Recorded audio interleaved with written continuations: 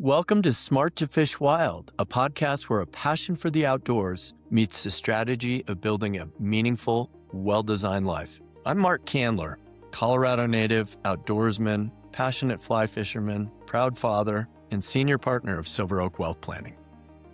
Each week, I have the real pleasure of sitting down with some amazing people who are turning their passion into purpose and designing lives that leave room for what matters the most. Today, I'm joined by John Adams, Principal and Growth Revenue Officer for Early Water in Draper, Utah. We're going to talk about the intersection of fly fishing, business strategy, and relationship building through the lens of John Adams. So sit back and enjoy the conversation, and I hope you find value.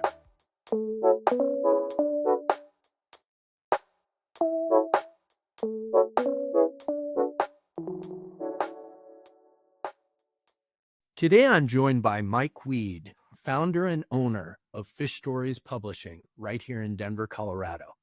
Mike is a fly fishing buddy of mine and also a member of our fly fishing social club here in Denver, Boonfly. Our conversation highlights friendship, outdoor adventure, memory preservation, and the value of creating an incredible book which creatively captures meaningful time spent on the water and everything that surrounds a day on the water. So, thanks for joining. Super excited to host a buddy, a great guy, Mike Weed. And Mike, thanks for your time.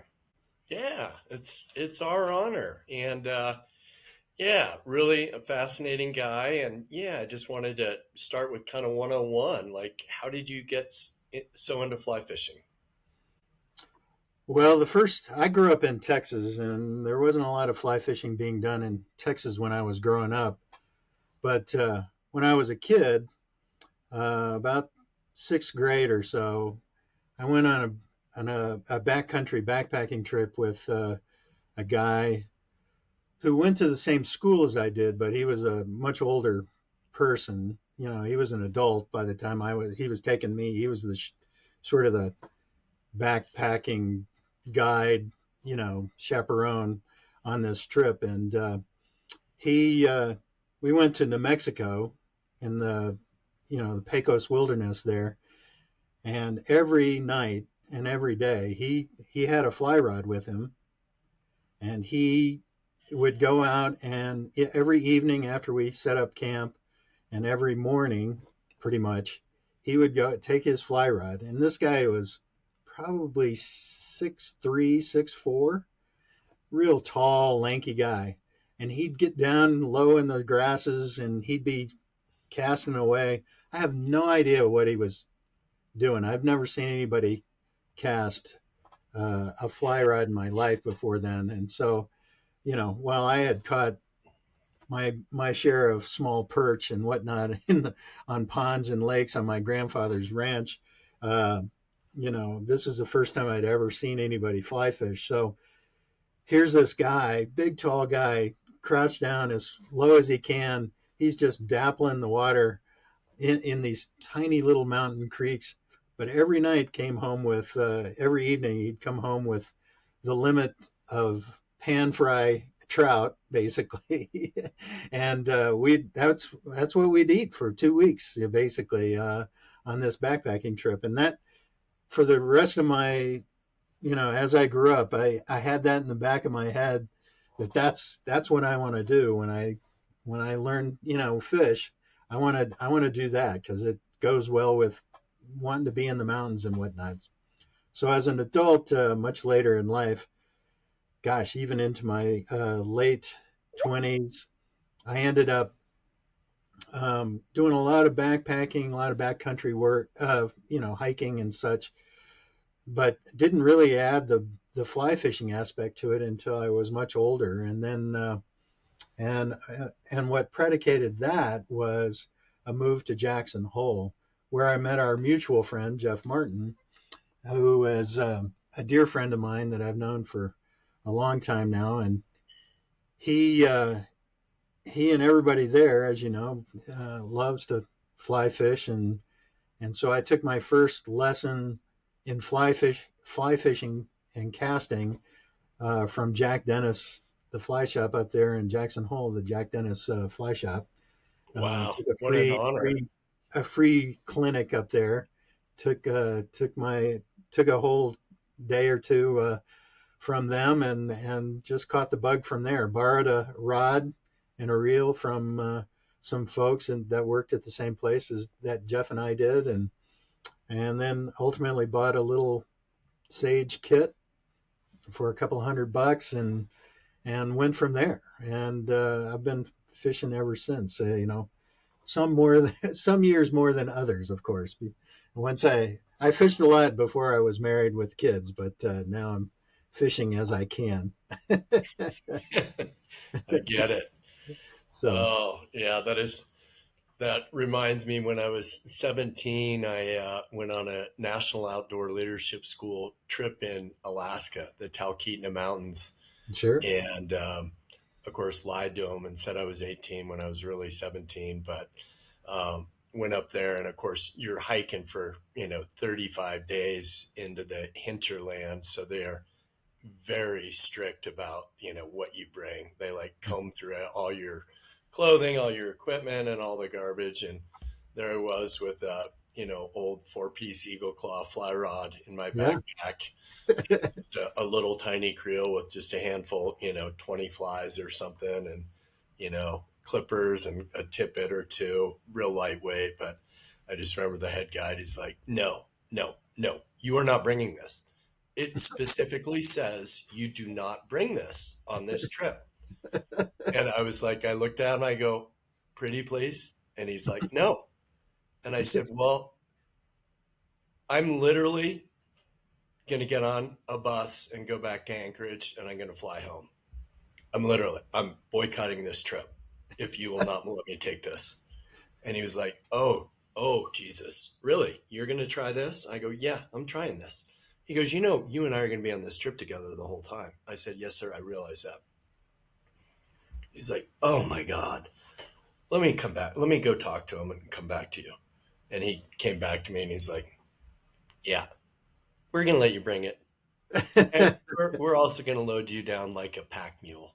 You're going to right, have the heaviest pack of right, all 16 kids by a long shot." And I said, right. "Okay, okay, Well, I'll do it." a lot of the adults that I learned how to do all that backcountry backpacking, like in sixth grade on that very trip. A lot of those same adults that were on that trip were all ex Knowles and outward bound, people or instructors, so they were they had either gone through that program or they'd gone through, were actually, instructors on some of those programs. So I got much of the same sort of treatment. Let's go through the backpack and Yeah. let's see what you're bringing. No, you can't bring 25 pairs of underwear.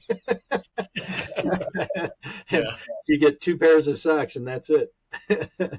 Oh my God, on that trip, 35 days, or maybe it was 32. That's so long ago. But I mean, I remember we literally dipped our bodies in an ice cold stream like one day.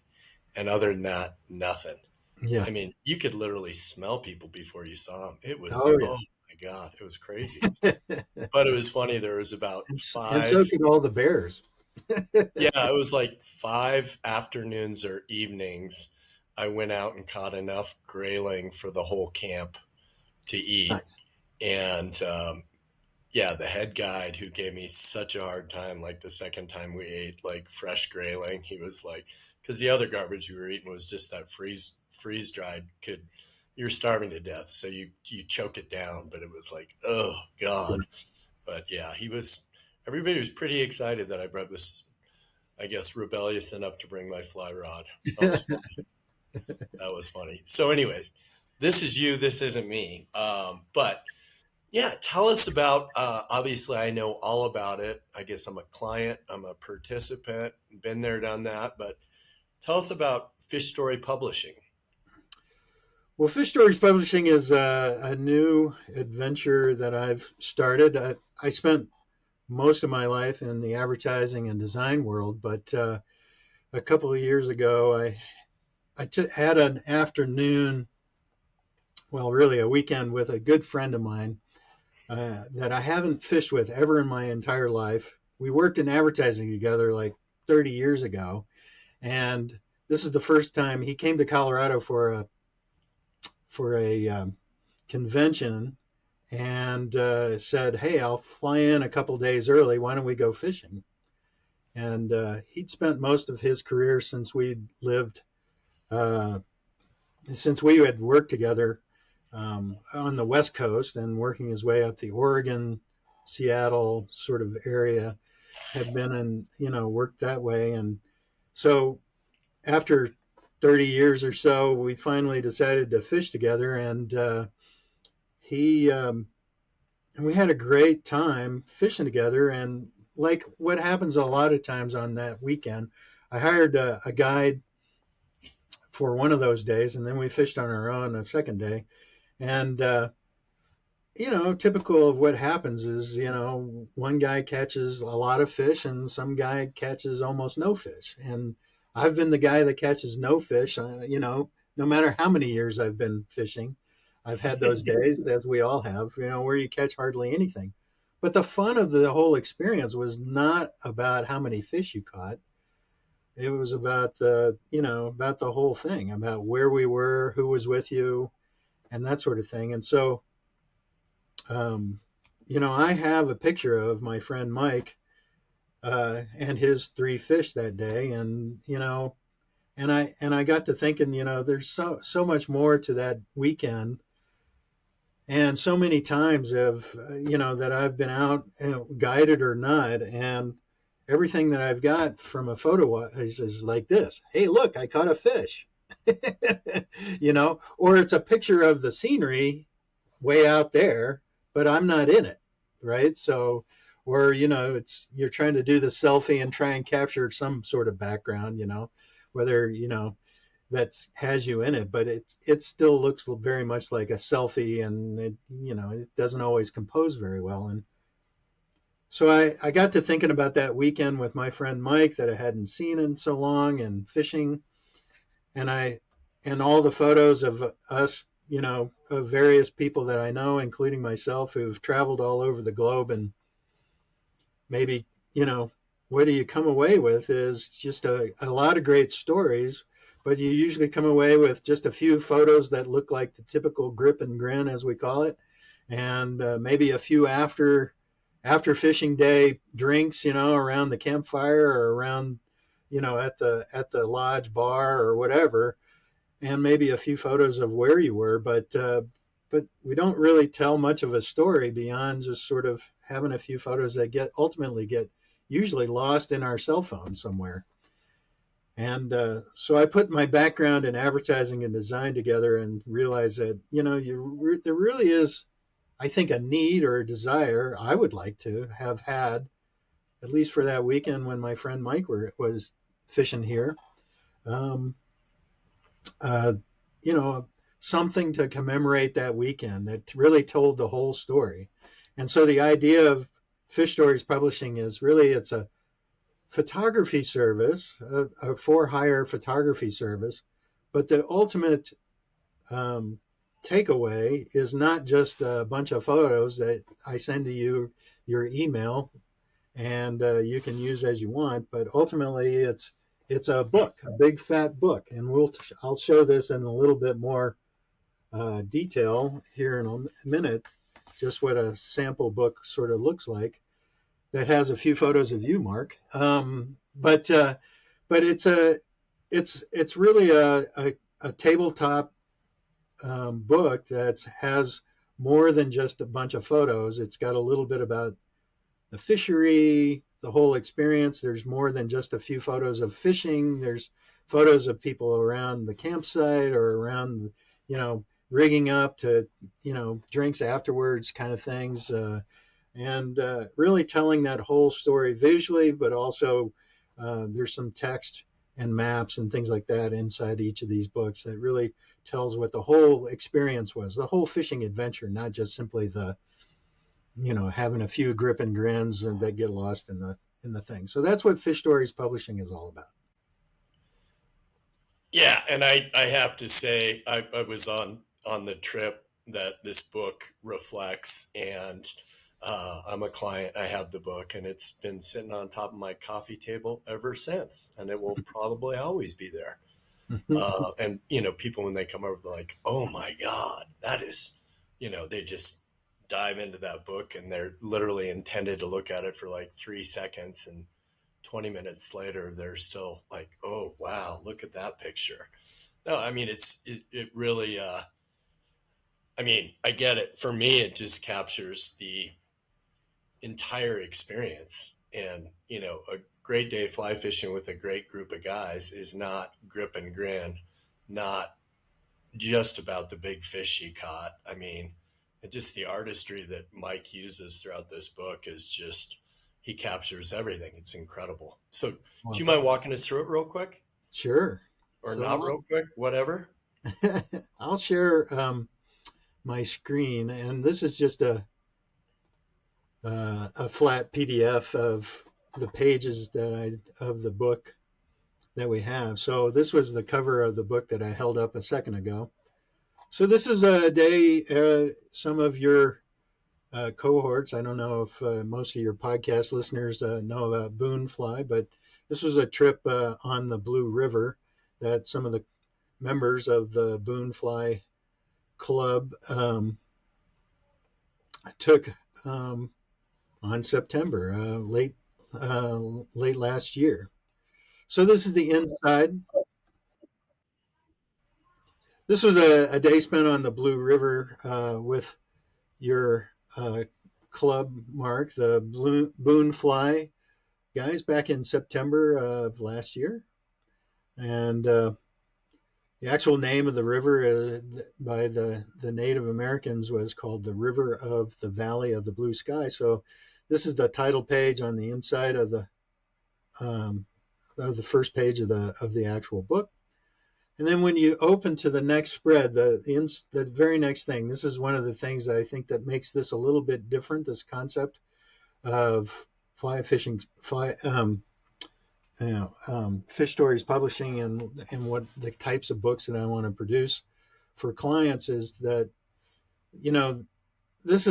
I want the books to be a reference of more than just what people did that day, but also be able to come back to over time and understand sort of what was. So we have a bit of a sketchbook kind of illustration of the river, the fishery itself, and our mutual good friend, Will Rice, wrote some copy about the Blue River as a backdrop for the day's experiences that are photographed on the following pages. And then over here on the other side of the page from the map is the who was on the trip, the location, the types of bug activity, mostly, and then the logo of the club in this particular case. But if this were an outfitter that was guiding a client, it's an opportunity for the outfitter logo to go there. In this case, it's Boonfly the club. So here we have our host and a photo of our host Cody, and there you are, Mark, in the picture above on this page as well, with the cowboy hat on. And then, as part of the whole experience, we've got lots of candid shots of breakfast that morning when everybody met up, and of drink and burritos. Cody was so nice to make burritos for everybody. And then each of the fishermen, in this case, there were about 5 different fishermen that day. Everybody has a spread or multiple pages, and one of the things with the books, I ask every fisherman to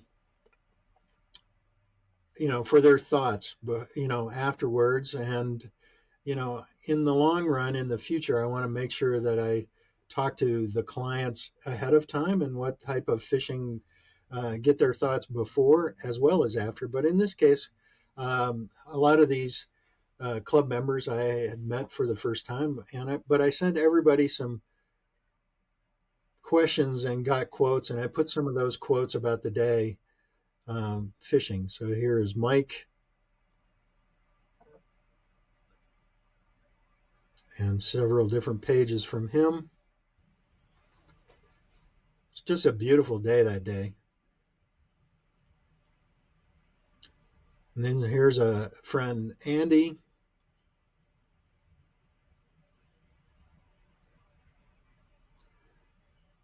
So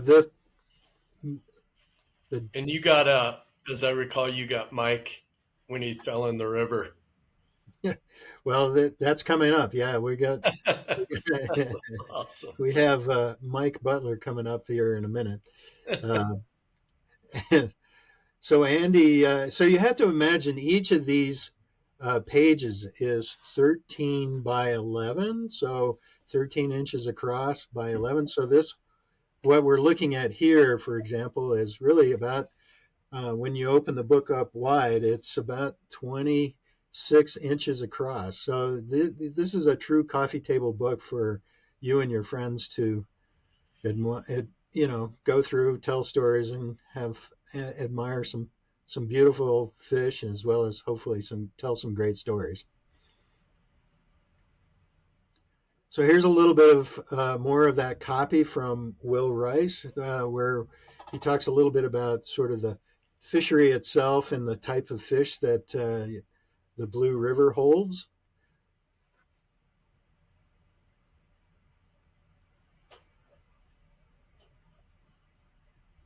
And here's a few photos of Tom. I think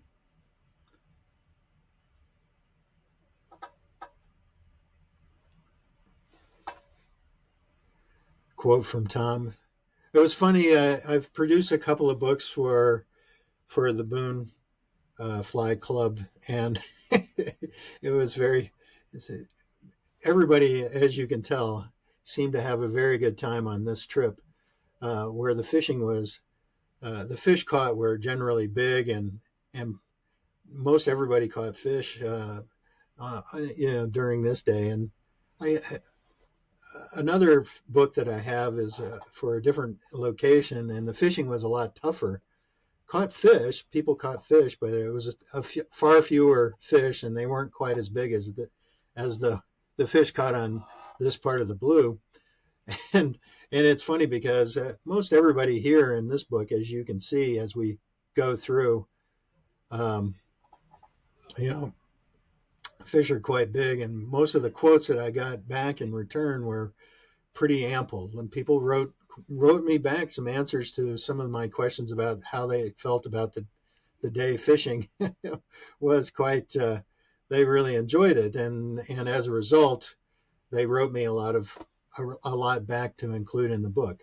And and and our friend Mike here, he took a spill. He caught this fish, hooked up on this fish, and then and as he was backing up to keep tension on the line, he took a dive, and that's part of the fishing experience. And I wasn't quite sure initially whether Mike was going to appreciate that photo, but he totally enjoyed this photo because it's part of our fishing experience, I think, and that's one of the things I want to make sure I capture is the good, the bad, and the ugly in a sense. And I don't want to dwell on the ugly parts of fishing necessarily, but we've all taken these dives, and I think it was commendable that he kept the fish on through the fact that he may have gotten his waders a bit wet. Michael put up with anything. Such a great guy. And what a great caster. I don't know if people can see the detail in this shot, but this shot here has you can trace his fly line all the way back to a bright fluorescent indicator back there by the far edge of the photo. But the funny thing about, like I said, this trip, you can see people wrote me quite a bit about their thoughts about the day, and I'm happy to include as much or as little of those thoughts as they want. And then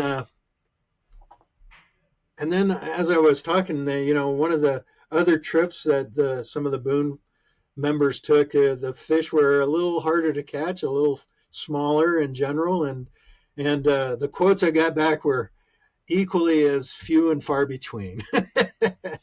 But that's okay, it's that's the experience, right? So and people don't have much to say when they have a tougher day on the water. So, but we included I include as much or as little of the quotes as people want to share. So, Mark, you want to tell us a little bit why you like to kiss those fish so much?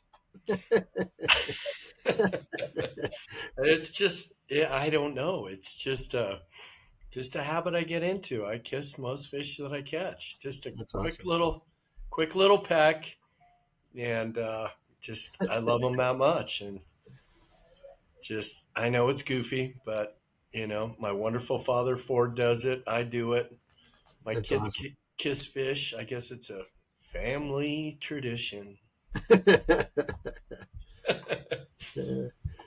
Well, on a day like today, I love the having these shots that are both wide that give you a sense of place, of where you are, not just in the river, but overall, where you can see more than just a few feet around you. So many of my grip and grin photos that I have of really nice fish really don't have much more room in the photo besides that. And so I really appreciate being able to have in these books, a little bit of the landscape and the types of places, what the overall fishing environment looks like, and I think that's really important. I love the picture you got of Cody cooking omelets in the morning Yeah. and the campfire, and Yeah. yeah, and messed up back of a pickup with fly fishing garbage everywhere and a few beer cans and a whiskey bottle. Right. And I love this photo of you with the holding that fish up with, sort of in a very reverential way. I think that's a beautiful photo. Yeah, and I'm kind of fuzzy in the background. Yeah. Yeah. That is such an artistic shot. That's incredible. And That's there you incredible. are, kissing another one of those big pigs you caught. I was blessed that day. All the stars Oh, aligned for me. yes, and then this is a great quote from Cody that is on this page. This is a section of the Blue River that is private water that Cody was allowing us to fish, which was really spectacular. What a great day! It was a lot of fun. And then this is one of my favorite shots. The great story about this is I was photographing some of the other fishermen on the upriver, and I hear all this hollering and noise being made, and I'm running down the trail as fast as I can. I'm trying to get down there to where I'm hearing you and a few others making a lot of noise. And I get down there, and you've got this huge fish on. I mean, absolutely huge fish. You could see the bend in the rod. And as soon as I get in the water and I'm about ready to start snapping photos, all of a sudden, blink. The photo I caught was not of the rod bent over. I wasn't set up at that point. I was still wading into the river, but what I caught was you in a moment of repose.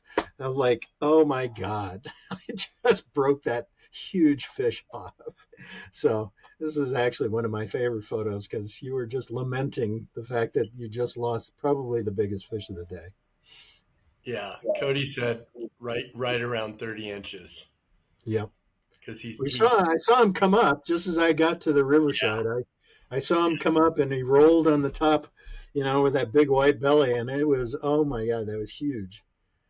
and I know exactly fisherman's idiot nightmare. What I did, I was out in the deep water waiting, catching nothing, so I decided to switch flies, and I was out there in the water and trying to tie a cinch knot, and uh, I don't know exactly. Anyways, I tried to clip the line and I only partially clipped it, Mhm. and I still tied the knot below where I partially clipped the line. And I Oh, knew yeah. where that was in relation to the weight. And so Oh, when no. everything broke off, when that fish broke off, I was like, okay, if it's that far from the weight, it wasn't the idiot mistake that caused this. But if it's that far away, I'm the idiot who caused that. And You're right. it was that far away. I was like, Yeah. oh my God. Well, I mean, that's how part of the experience, and I think that's but that's a great story to tell. That's the one that got away that we all have in our head somewhere. And Yeah. I just No, love, even though you didn't land that fish, and I don't really have a photo of the actual roll on the surface like I saw. Um, that photograph is a trigger for remembering that moment in time that you'll have in the book forever. And yeah. you'll be No, able to be able to tell that story, that of the one that got away for real. So no more mistakes like that. That one hurt. That, well, I oh don't well. know. I Sometimes we make the same mistake over and over. We all make that mistake. um, so Mike, share with us how people learn more about you, hire you. Yeah, this is so new. I'm just building those relationships right now with outfitters. I have a website that's just simply fishstoriespublishing.com. We'll make sure that provide that for this podcast as well. And but on the website, it's got all the contact information, phone number, and email address where people can reach me. Um, and then I'm working on those exclusive relationships with various guides and outfitters, at least initially on the Front Range. I think ultimately the idea is one that's really built especially for big trips, ones that people are really excited to, that really cost is nominal, for having a photographer to come out and shoot and stuff like that. But trips that I worked for a company that was based in Alaska, and we I used to always see people up there that are on the trip of a lifetime, and those trips of a lifetime are few and far between sometimes. And if you're going to go that far, and it truly is a trip of a lifetime, you know, to come away with just a few grip and grins, the classic Alaska look. I got a slab of, up here in Alaska, and that's the only photograph I have of my trip, except for the same old, right, that we talked about earlier. Um, to have a coffee table book of that experience, it's really what I think this whole concept of fish stories publishing is about. Is really to be able to hire a photographer to follow and commemorate the entire experience, no matter what it is, big or small. It's a day trip on the Blue, or whether it's, for your 50th birthday, or, with your best friend that you haven't seen in a long time, or whether it's, going to Alaska. I think who am I to judge what the reason is, why you want to, have a photo. I mean, heck, most of us just don't have pictures of us casting, catching, reeling, the whole fight, the whole experience. Most of us just don't have photos of us in those kinds of environments. We have, sort of, fishing and maybe a photo of us, holding fish and maybe netting fish, but most of us don't have anybody standing outside, away from us, actually shooting us while we're casting and on the hunt and those kinds of things. So it's really applicable to almost any fishing experience, as long as you're interested in uh, wanting to get that kind of something commemorated. Well, I absolutely love your work. So let me ask you a question. Can people hire you to do an incredible book of, call it an Alaska trip of a lifetime. They are the ones that are taking all the photos, not you. And you just talk to them before or during the trip and coach them up, you know, like hey, well, here's some, meaningful ideas that people, clients have really liked, like go in and, do a picture of the guides filleting the salmon, you know, capture a unique angle of, the fire burning while you guys are eating, fried char in the middle of the day. Get a smile, get them, mixing the fish, or, some of those incredible shots you took on the blue. I don't have the same creative mind. I wouldn't even have thought of them. But does that, anyways, I'm babbling way too much. I think, yes, I could design a book around those types of images for somebody taking a trip like that to Alaska. I think the hard thing is most people, if you're going that far to fish, that's what you're there to want to do, is enjoy your whole fishing experience. And I would say that, let me figure out how to get a photographer on that trip with you. It might cost you, uh, some additional monies, but I'm happy to try and work out the logistics to get a photographer so that you can spend as a client, as a fisherman, you can worry about the fishing and the enjoying of the trip of a lifetime and not worry about, oh, should I need to capture this photo for a book? Let somebody else do the worrying, and I think that's why I think that's the moments then become a little bit more genuine, and people don't get too uptight about shooting photographs that, because I think a lot of us that don't shoot photographs, we shoot a lot of photographs on our phone all the time, and people are amazing at shooting just some really great photos with the phones these days. But one thing I don't want the people who fish to have to worry about is worrying about actually making a great photo. and and I think when yeah, and I think that while I can also include a lot of photos, so not every photo in the book that we just looked at was mine because couldn't cover the river, uh, you know, every second of everybody's day. So some of those photos are photos that other people took and sent me of things that they liked. And so whether that be fish or textures, of, the river or scenery or stuff like that, you know, people can send me photos and I'll include those as well in the book. So I'd love to propose that, yes, to answer the question very directly, yes, I'm happy to work with somebody who wants to take all the photos themselves and design a book for them as part of that experience. Or, like I said, I'm happy to include their photos that they want to take, and as well as get a photographer to their destination and trip so that they don't have to think about, oh, should I be taking a photo at this very moment?